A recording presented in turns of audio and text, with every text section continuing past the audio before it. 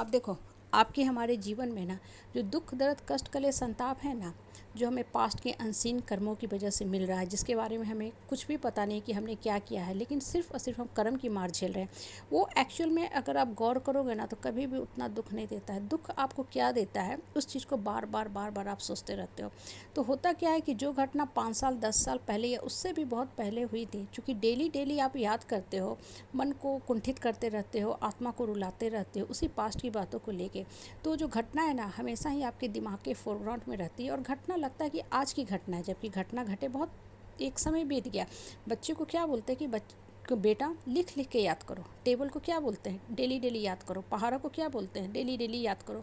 तो तुमको 2 से लेकर के 20 तक की पहाड़ा जो है कंठस्थ हो जाएगी, मौखिक हो जाएगी। मतलब रात में 2 बजे भी उठा के पूछे तो तुम बोल दोगे। क्यों? क्योंकि वो याद कर रहा है बच्चा।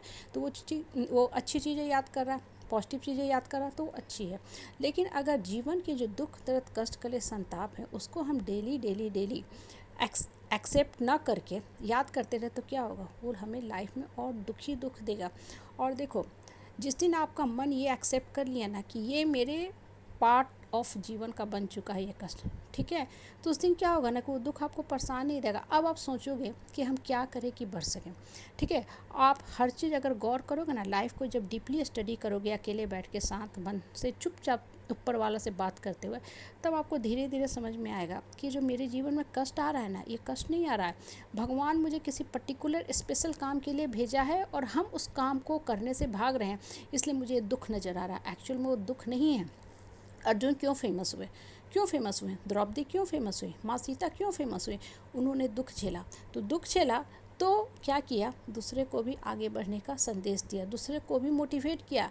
और वहीं वहीं देखो, दुशासन, दुर्योधन, रावण, इन दोनों ने लग्जरियस लाइफ जिया, विलासिलता का लाइफ जिया। तो इन लोगों ने क्या किया, सिर्फ और सिर्फ भोग विलास का जीवन जिया। तो आज भी लोग इन लोगों के लिए अब शब्द का इस्तेमाल करते हैं, कोई सम्मानपूर्वक शब्द का तो हम इस्तेमाल करते नहीं हैं। कहने का मतलब है ना कि लाइफ में आपको अगर दुख आ रहा है ना, तो उसको साइड कर दो, एक्सेप्ट कर लो और ऑप्शन बैठ के तलाशो। जब आप ऑप्शन तलाशोगे ना, तो वास्तव में ही आपको ऑप्शन मिलने लगेगा बढ़ने का। और ये चीज़ें कहीं लिख लो, ठीक है, माइंड में लिख लो, मोबाइल में लिख लो, कॉपी में लिख लो कि ये जो भी मुझे मिल रहा है ना, ये मुझे मोटिवेट करने के लिए है। इसलिए दुख से भागो मत और दुख मत किया करो, उसको हमेशा ही साइड कर दो। और सबसे बड़ी बात, आपको ये जीवन पसंद आए, दुख रास आए या ना आए, ये आपका चलता ही चलता रहेगा। क्यों? क्योंकि ये अनसीन पास्ट का परिणाम है। तो इसको एक्सेप्ट करना सीखो। देखो, परछाई जो है ना, आपको अच्छा लगे या ना लगे, आपको अपनी परछाई से खुद ही डर लग रहा है, ठीक है, लेकिन आपकी परछाई नहीं बदलेगी। क्यों? क्योंकि आपका जैसा बॉडी का शेप है वही चीज़ परछाई में दिखेगी। आप मोटे हो, नाक जैसी हो, जैसा भी हो आपका, ठीक है, शेप, रंग, ठीक है, आपके बॉडी का जो पेट निकला है या जो भी हो, वो आपको परछाई में दिखेगी ही दिखेगी।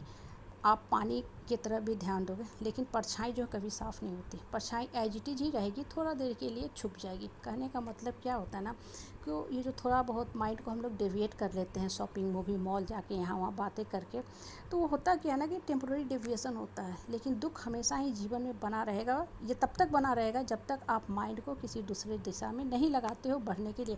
जिस दिन आपने माइंड को लगा लिया कि ठीक है अब हमको बढ़ना है, आपको ऑप्शन मिलने लगेगा ही लगेगा और आप बढ़ना भी शुरू हो जाओगे। लेकिन होता क्या है ना कि जिस समाज परिवार परिवेश में हम रहते हैं ना, हम जिन रिश्तेदारों से, परिवार के लोगों से घिरे रहते हैं, बंधे रहते हैं ना, वहाँ नकारात्मक लोगों की संख्या इतनी ज़्यादा होती है और उनकी निगेटिविटी इतनी हाई इंटेंसिटी की होती है कि आप उठना भी चाहो तो ये लोग आपको पटक देते हैं, गिरा देते हैं। क्यों?